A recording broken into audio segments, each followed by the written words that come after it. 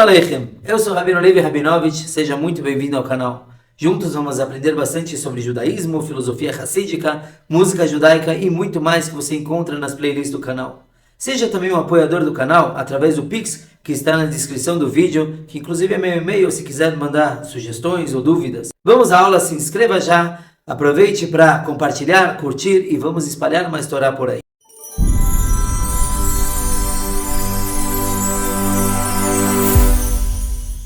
O que o Tânia falou até agora, então, é sobre o conhecimento. Que a pessoa que tem maior ou menor conhecimento, disso é independente o amor que tem dentro dele. A pergunta que o Tânia vai responder agora é pessoas que não tem nada a ver com conhecimento, e sim com as ações delas.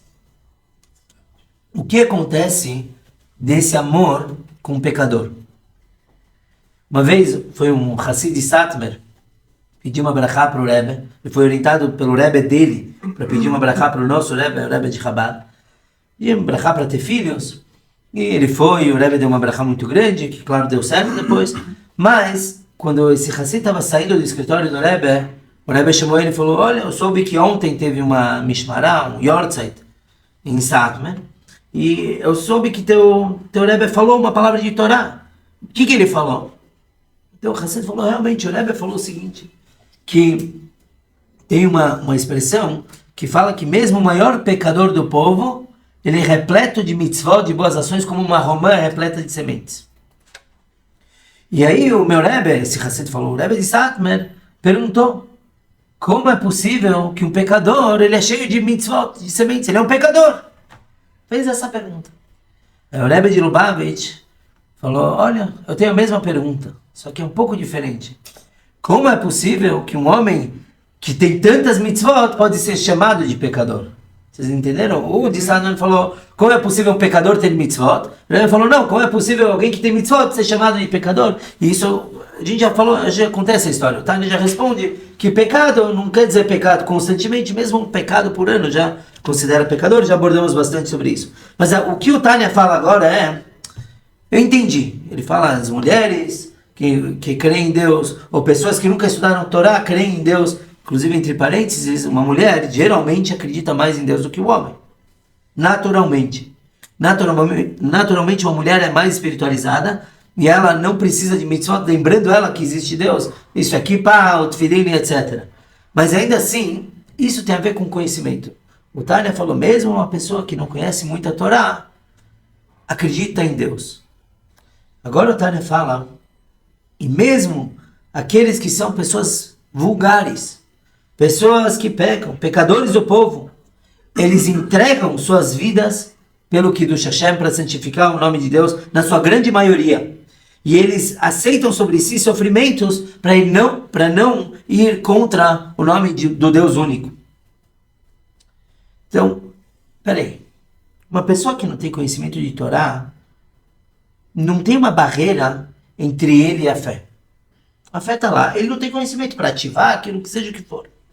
Agora, esse pecador, às vezes ele sim sabe Torá, ou mesmo que não saiba, mas ele está agindo contra a vontade de Deus. E ainda assim, isso não é opinião do Alter Rebbe no Tânia. É algo que nós vimos pela história. Pessoas estão prontas a entregar suas vidas por Deus, mesmo que elas passaram a vida toda pecando. Como é isso? É por conta dessa fé nata que tem dentro de cada um. Mesmo se eles forem rudes e iletrados e não sabem nada do nome de Deus. Eles não sabem nada de Deus. Ainda assim, quando a unicidade de Deus está em xeque, eles fazem um mate. Eles entregam a vida. E mesmo, o Rebbe traz como se fosse no parênteses, mesmo que eles sim tenham algum conhecimento de Deus, esse conhecimento nunca afetou a vida deles. Não é esse conhecimento que faz eles entregarem as suas vidas a Deus. Porque, como falamos, a fé está acima de todo tipo de conhecimento. A fé está em Chokhmah, que está antes do download do conhecimento na pessoa. Então, eles não entregam sua vida por conta do conhecimento e meditação em Deus, absolutamente. E sem nenhum pensamento. Eles entregam a vida como se fosse que é impossível se separar de Deus. Sem razão absolutamente nenhuma. Como se falavam, Aid Niter will und Niter ken sein Abgerissen von Gottlichkeit. Falei certo? Cadê a Sarita? Agora ela sumiu. Falei certo? Um judeu... Hamsa. Um judeu, ele não quer e ele não consegue se separar de Deus. Mesmo que ele pecou a vida toda. Por que ele pecou se ele não consegue se separar? A gente já falou disso, o Itânia vai abordar mais pra frente de novo. Que ele encara que esse pecado não separa ele de Deus. Mas se ele soubesse que isso separa, ele não pecaria nunca. Por que isso? Por que ele pecou a vida toda? Agora falam para ele, ajoelha para a estátua, ele vai falar, não, pode me matar. Porque Hashem Echad, o Deus único, ele brilha e ele dá vitalidade para sua alma. Uma vez que o Deus infinito está dentro da alma dele, no Chokhmah, como a gente já falou, e Chokhmah está acima de qualquer tipo de compreensão. Então, quando essa pessoa está disposta a entregar sua vida, não é porque alguém convenceu ele que vale a pena. Outras religiões entregam por quê? Por que eles entregam? É muito simples, não é segredo. Por que o pessoal lá se explode? Porque eles têm uma recompensa. Esse judeu que pecou a vida toda, eu não acho que ele espera uma recompensa. Claro que ele tem. Se ele entregar a vida por Deus, ele tem. Mas ele nem sabe disso. Não é algo lógico. Outros povos, você vê pessoas fazendo kamikaze, sei lá o quê, tem uma razão. Tem um motivo. Harakiri lá, que eles, os samurais, se matavam porque a honra foi ferida. Tem uma explicação lógica. Agora esse judeu, que agora não vou lembrar a história, os detalhes, então não vou contar inteiro, mas era um judeu que nem foi criado como judeu, só sabia que era, e ofereceram ele para casar com uma moça da aristocracia, falaram só, você tem que só se converter. Bekitsur, em resumo, ele jogou da ponte. Ele não sabia nada de judaísmo, porque não é lógico. Isso está acima de qualquer razão, de qualquer explicação. E por isso que eles entregam, porque está dentro deles. O Tânia, ele fala, Hashem Echad, Hashem único. O que fere a alma dessa pessoa, o que leva ela a entregar a sua vida, é porque está tocando no Echad, na unicidade. Não tem outros deuses. Então não tem como você me fazer idolatria. Aí vem a pergunta óbvia. Peraí. Na Inquisição, quantos judeus não se converteram para o cristianismo? Fato. Muitos. Todos cristãos novos, que hoje em dia tem um monte de descendentes no Brasil, os Silvas, os Pinheiro, etc. Todos esses, porque eles se converteram, não é? Eles se converteram. Tchá-tchá-lê. Mas pega essa conversa. Você está dizendo que se converteram, né? Mas eles estão novos. Tem que pensar ainda na Inquisição também. Então, Sarita, o que a gente falou agora, acho que a gente falou agora que o judeu nunca está disposto a fazer idolatria, ele vai entregar a vida. Aí na Inquisição você vê um monte. Não, ninguém vai fazer essa pergunta. Eu já fiz agora, mas não é óbvio. Não é? Tinha os judeus que viraram bispos e arcades e sei lá o quê. Eu tenho essa pergunta. Baruch Hashem, vocês têm mais fé que eu, então vocês não perguntam isso. O que acontece? Então aqui ele traz a explicação. Então, mas voltando. A gente acabou de falar que o judeu ele prefere ser morto a fazer idolatria. Então o que acontece? Aqui ele traz a explicação para isso.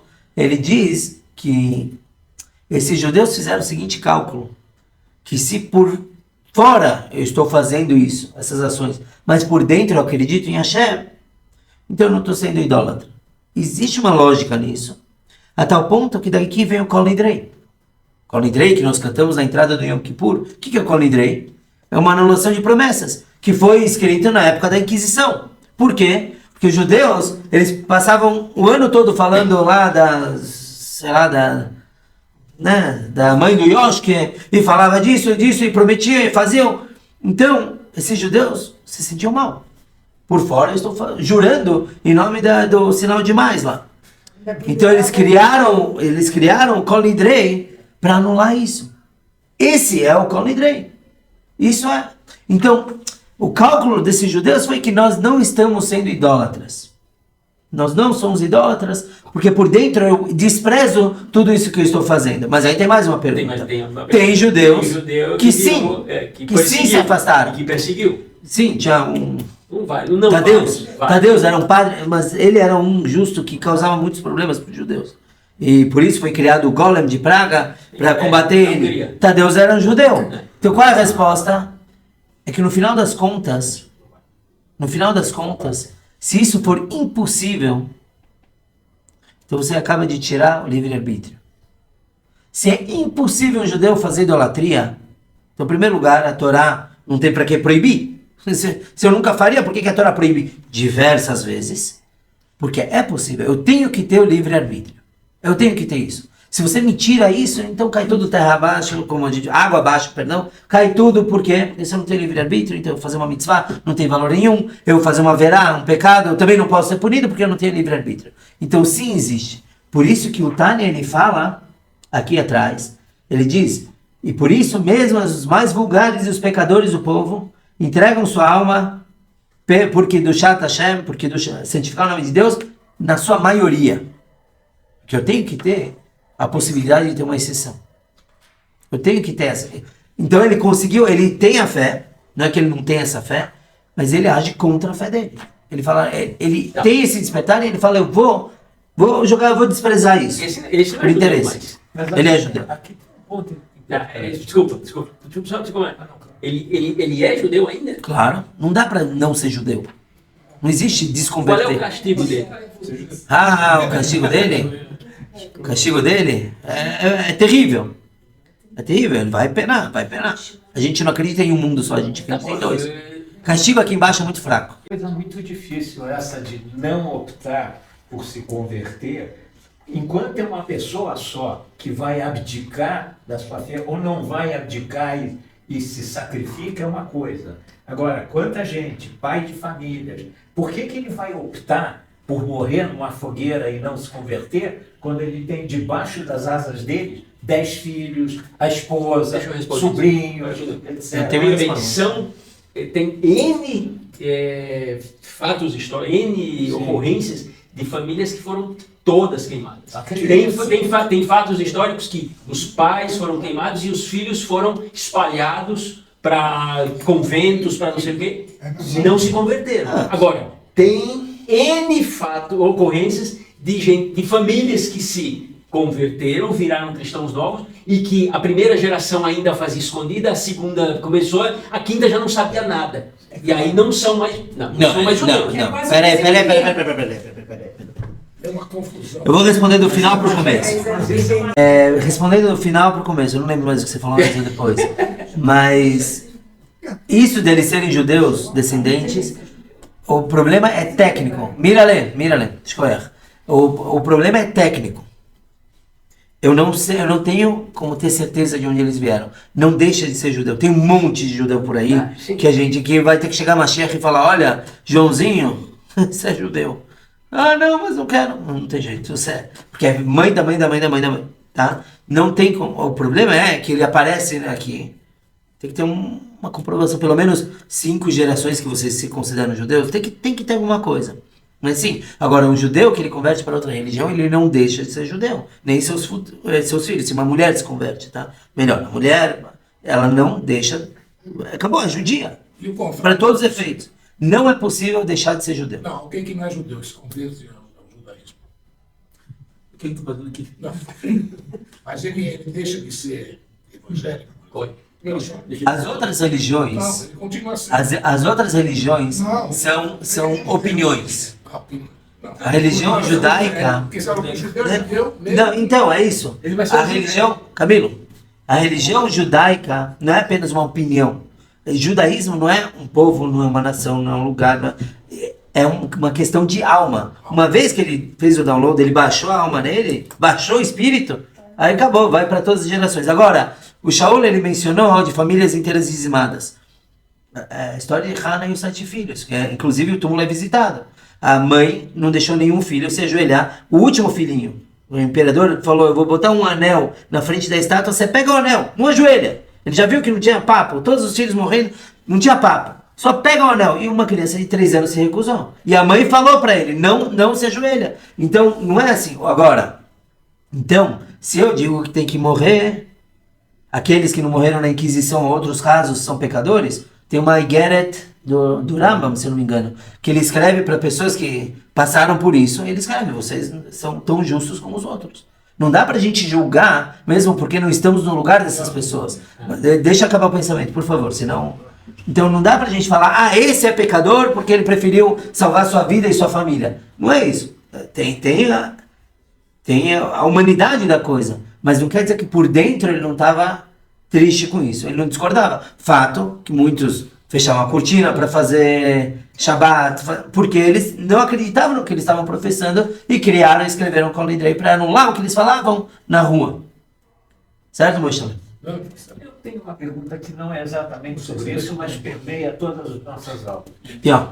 Baruch Hashem. Então, esse é o capítulo 18, nós vimos que existe um amor nato dentro de cada um, na verdade ele vem por herança dos patriarcas. O amor não dá para você herdar amor, um sentimento, mas já que o amor provém da luz infinita que está dentro de cada um, então eu consigo entender de onde vem esse amor, de onde vem a fé e por que qualquer um, mesmo uma pessoa, um judeu de nível, terrível falar assim, mas de nível inferior, ele também tem fé em Deus e ele consegue acreditar em Deus. E agora no final a gente entendeu que nem sempre a pessoa vai agir de acordo, é que nem um médico que fuma. Ele sabe muito bem que faz mal, mas ainda assim ele prefere fazer diferente. É a mesma coisa se na faculdade de medicina tirasse o livre-arbítrio da pessoa para ela agir de acordo com a saúde, então nenhum médico fumaria, nenhum médico beberia, e não faltam exemplos. Mas numa faculdade de medicina judaica não existe isso. Okay. Porque o arbítrio é obrigatório, não é livre-arbítrio. Tá certo, para quem pegou, valeu a pena. Tá afiado.